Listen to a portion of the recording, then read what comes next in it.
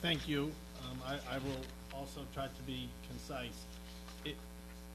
I would like to start with, I think, one of the basic principles of the initial discussion and offer possibly not a different view, but a different nuance.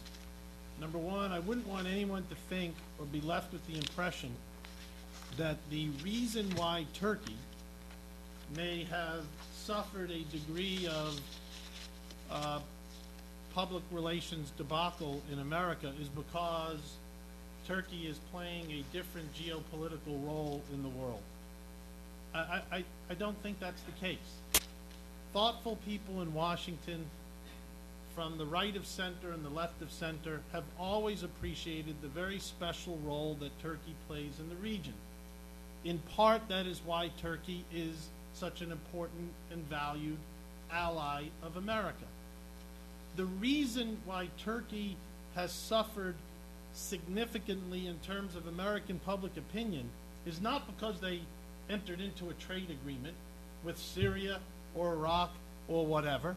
It's not because of their policy of no problems with their neighbors. Trust me, most Americans have no clue about whether the Ottoman Empire included this area or that, or if Turkey seeks to recreate it. That's not their concern.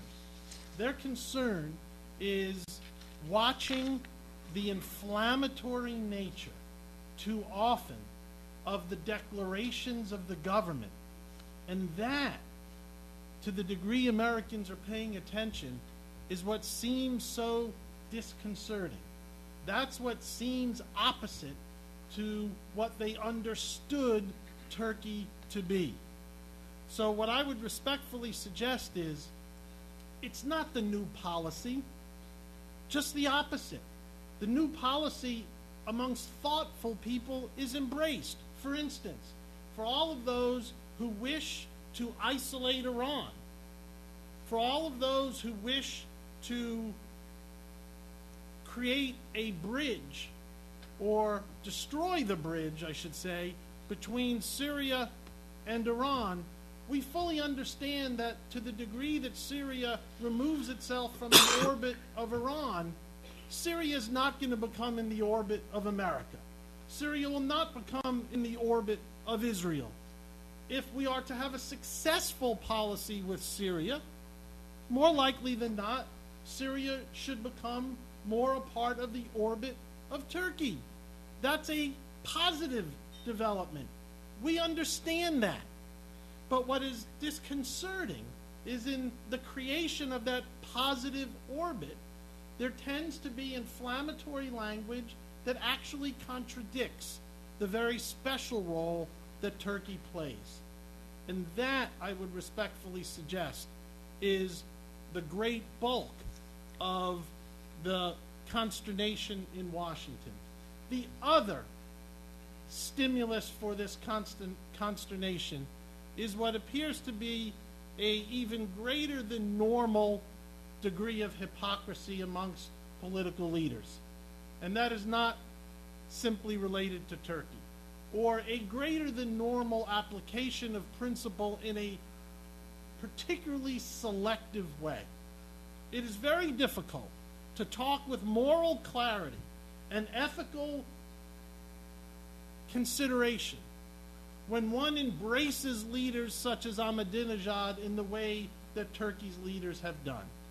It's very difficult to be persuasive in a moral or ethical fashion when you don't apply that morality or ethics to the country of Sudan, but you do apply it to the country of Israel.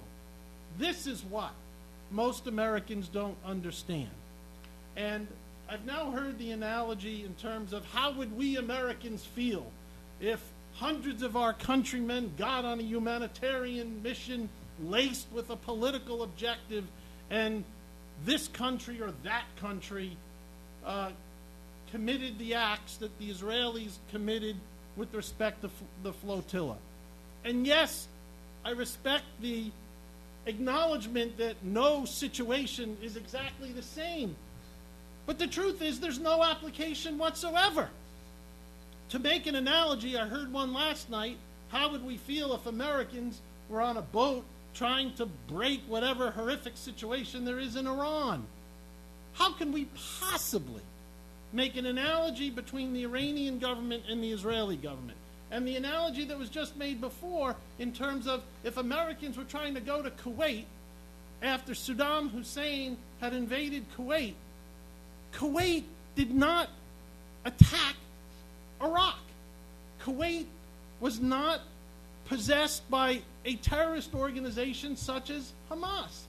And this selective application, I am not justifying every aspect of the Israeli policy.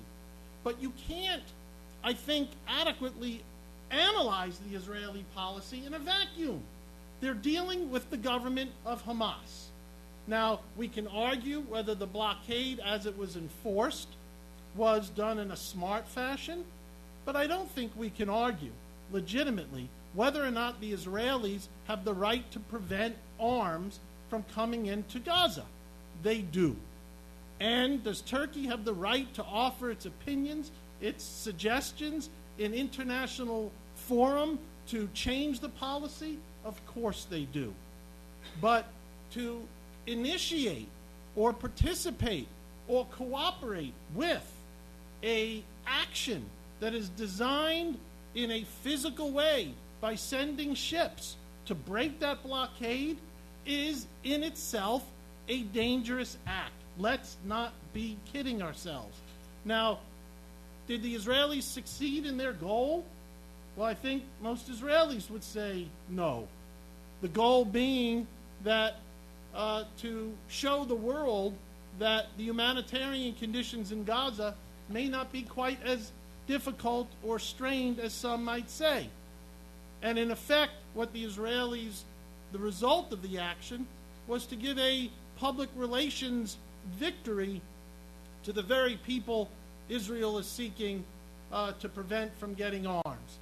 Now, that is not in any way suggested to minimize the depth of the loss of life, which is regrettable, deeply regrettable.